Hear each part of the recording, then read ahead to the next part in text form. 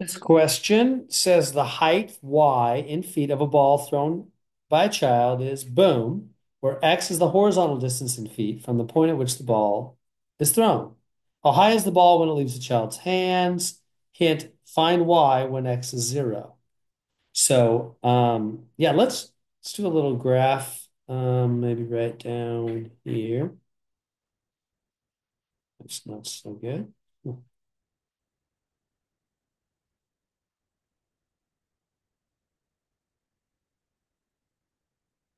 So basically, I hope you as you look at this right here, do you realize that's a negative x squared kind of graph?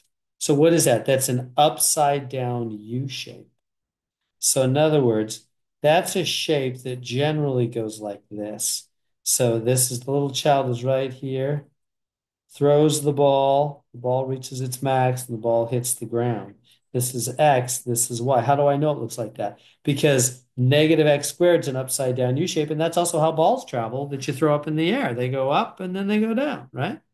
Okay, so how high is the ball when it leaves the child's hands? Well, it says right here, find y when x is 0. So if you plug in 0 to this, you put a 0 there and a 0 there, that's pretty easy. Y is just 3, huh? That means the ball starts off at a height of 3. Child must be about 3 feet tall, or at least through the ball from a height of 3 feet. Okay, now next question. What is the maximum height of the ball? Okay, so here's the max right here. How do you find that max? Well, the maximum at the very top, when you throw something and it goes to the very top and then comes down, right then the velocity equals 0, meaning y prime is 0. Remember how we learned that if you start with a function y or s or joe, whatever you want to call it, same thing, then you take the derivative, that'll be velocity, meaning y prime or s prime, whatever you want to call the original one. All right, take the derivative again, it's acceleration, but we're not going there.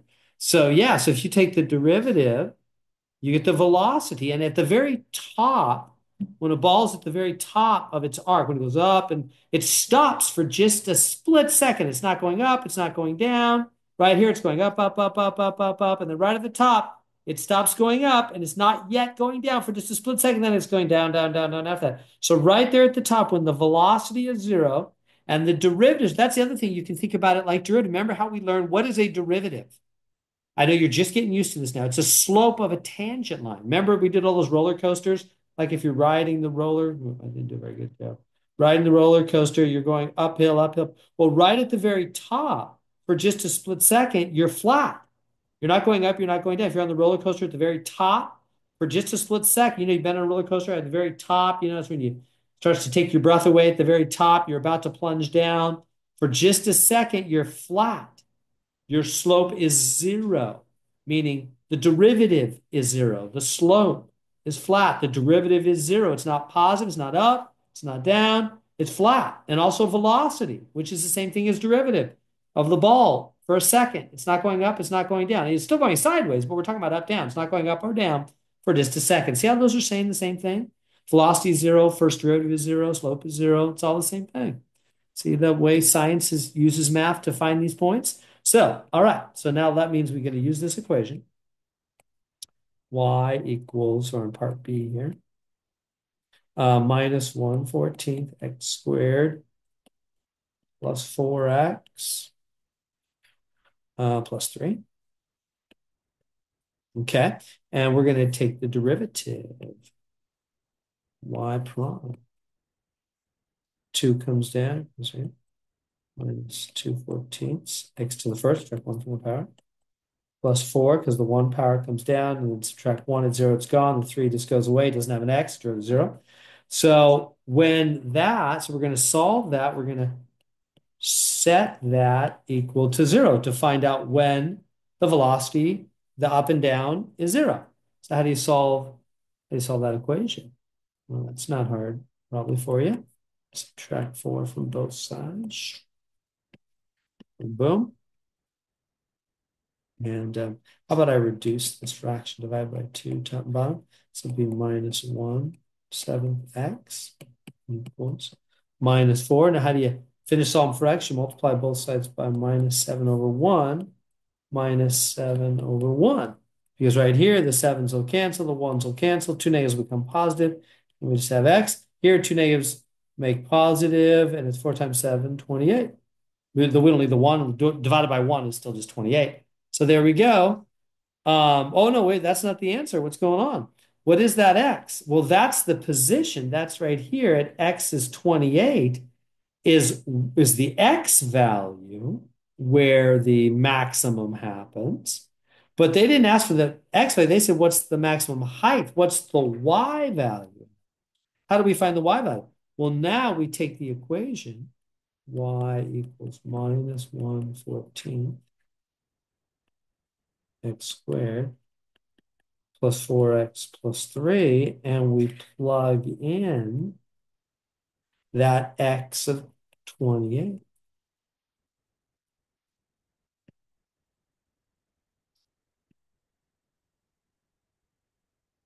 Because that'll tell us the y value. We're trying to, for this point right here, we know his x value is over 28, but what's his y value? That's his x. What's his y?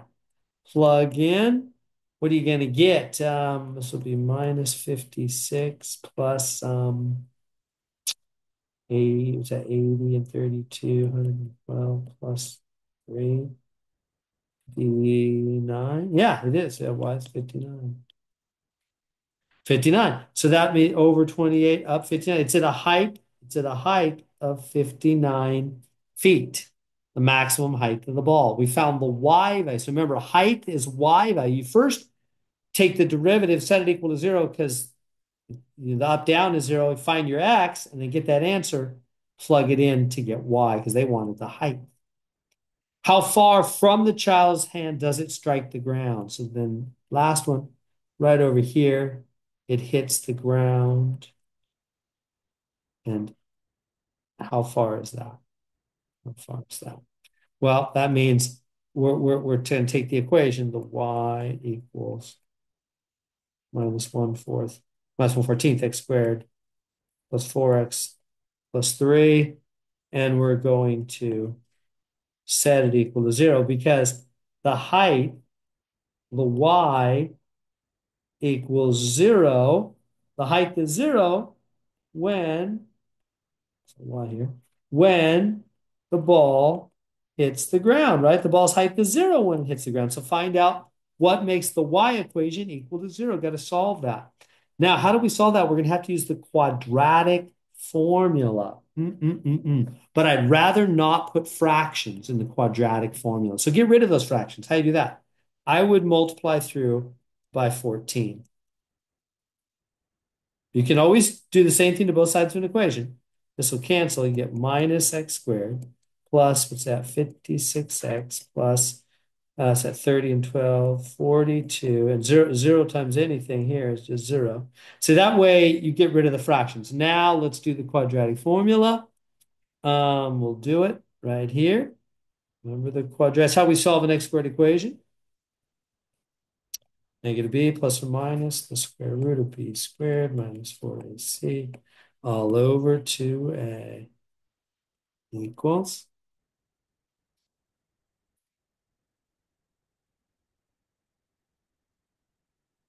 All right, here we go. This, and what's our a? Our a is -1, and our b is 56, and our c is 42, right? A, b, and c are the numbers in front of x squared, x, and no x. So negative b, so negative 56 plus or minus the square root of b squared minus 4 times a MC all over 2a. So that equals, let's see what we can do here.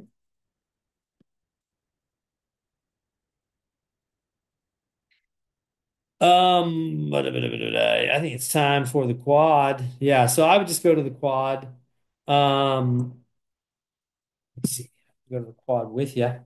So let me see if I'm going to get this here. minus 56 at plus or minus 4 all over. Okay, so go to the quad. Let me show you about that real quick. So to the, I mean, we're going to use the Desmos to type that in. So here we go, minus 56. I'm going to do the plus one first. Plus square root of 56 squared minus 4 times A, which is negative 1, times C, which is, it's 47, wasn't it? 7 all over 2A, which was negative 1. So I'm getting negative 0.827 if I did that right. Was that 47? Negative 0.827. Oh, it's 42. Shoot, I blew that 42. Let me go back. 42. Okay, there we go. Still negative 0.7402. So negative 0.7402. Negative 0.7402. This is x equals negative 0.7402. But then there's another, that's for the positive. Now put in the negative.